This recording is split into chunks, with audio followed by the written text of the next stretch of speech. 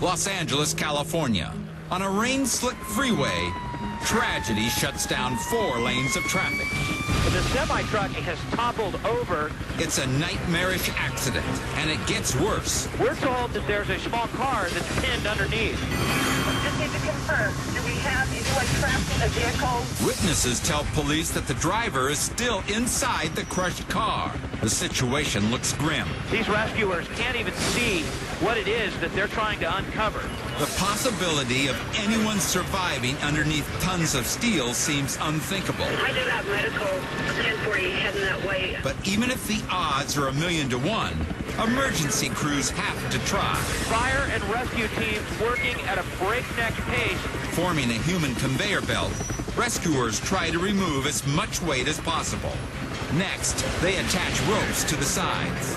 But lifting a truck like this requires heavy machinery. As the crane slowly heaves the trailer up, police and rescuers prepare for the worst. This is extremely dangerous. Finally, they lift away the truck. It looks like he's moving. It's the driver, still breathing. Rescuers quickly use the jaws of life to pry open the mangled door. He's getting out. I don't believe it. Amazingly, the driver steps out and walks away from the wreckage. This is a miracle.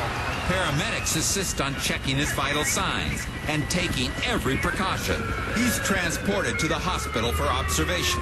But the driver doesn't have a scratch. Even his doctor can't quite believe it. He's done remarkably well for somebody who spent some time under a truck. The driver knows he's cheated death.